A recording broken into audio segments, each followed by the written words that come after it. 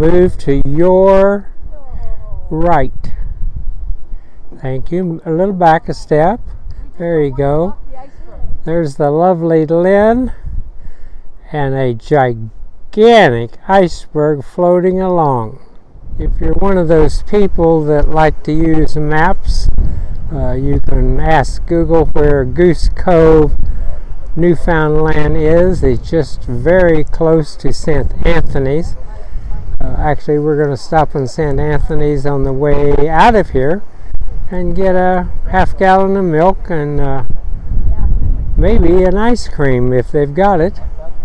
This is pretty cool. We wanted to see another one, and this one is many times bigger than the one we saw earlier at Twillin Gate. Okay, I promised you we'd heard that there was an iceberg coming down.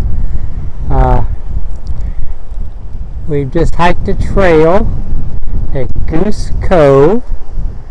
You see he's moving and he's trailing ice.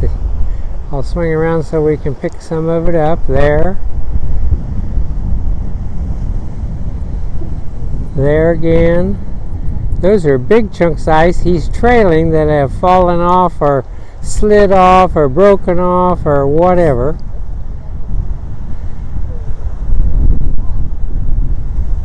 This is a lovely place, a walking trail. And I have driven back to the Viking Settlement. It was so interesting yesterday. We just took a tour with an archaeologist and a pile of people showing us where the original Viking settlement is. It's out there. I think I showed you some pictures yesterday. Today we're going to walk through a facsimile that has been built using all the information that they had, so that can show tourists and people that are interested what the Vikings actually, how they actually lived. This is the entrance to the very long structure. I'm guessing 100 feet, maybe. Everything was under one building, in essentially. Walls were 6 foot thick, and they were 2 layers of peat, one in and one out, and then there were gravel in between. I'm surmising the gravel was used as a support for the poles. The peat would not have done that well. My woman, she's not that big. So it was a bit of space for me, but boy, I tell you. Yeah, she takes her ensuite in there too. You can see as you go in. She takes that everywhere she goes. That little bucket. The house was vented very carefully. And there's about 6 of these vents or so. You can imagine how much smoke was in it because everything was done with a wood fire, not a peat fire as some people might surmise. But that's been an argument ongoing for years. Discussions with archaeologists and historians. You know, things change. Even the interior walls were massively constructed. Solid peat looks like at least 4 foot in depth through and through.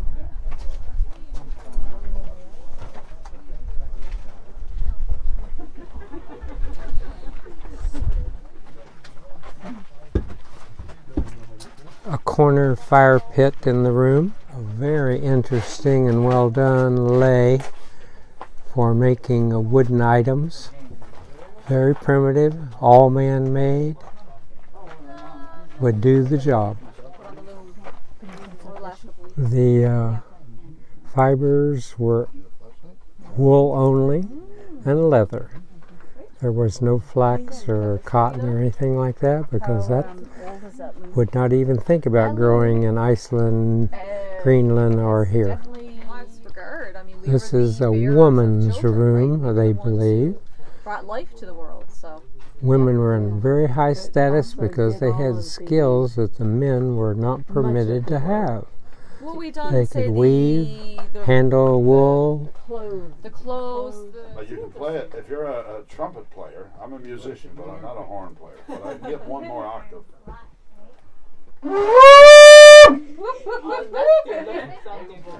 That sounds like you're trying to find a mate. Yeah. Wow. Lovesick moose. I'll keep blowing it then. I'll keep blowing it. It's a working camp. It's not that kind of camp. There you go. We won't talk about that much.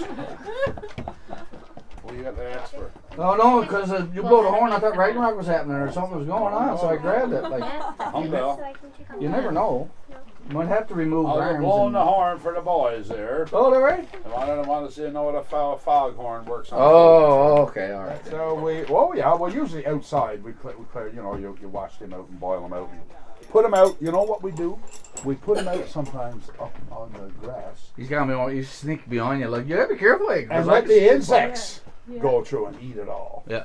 Oh. Ants love it. Yeah. Inside the horns, they love it. Uncles don't though. No, they don't. No. Awesome. Have a look Where are you around. going with that? This room is at the end of the main structure. This would have been for high status, probably the leader,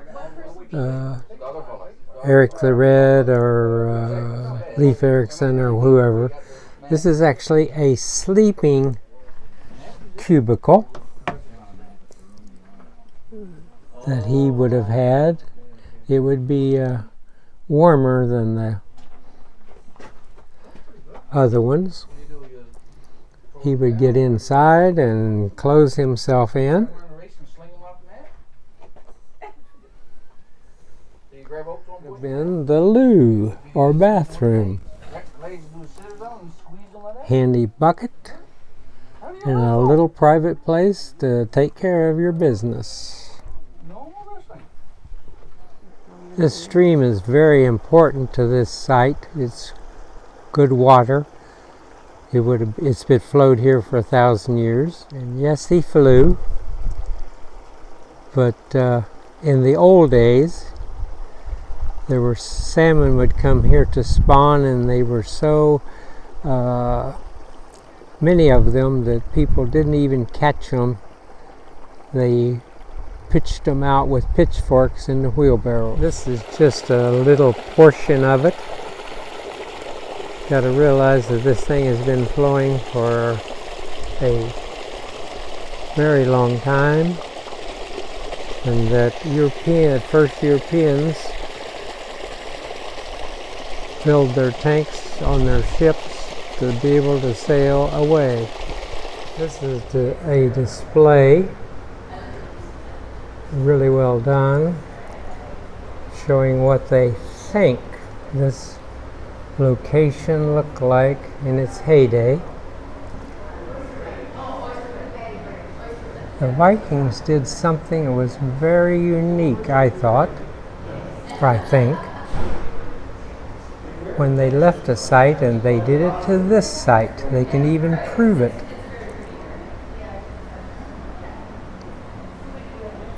They burn all the buildings and they don't come back.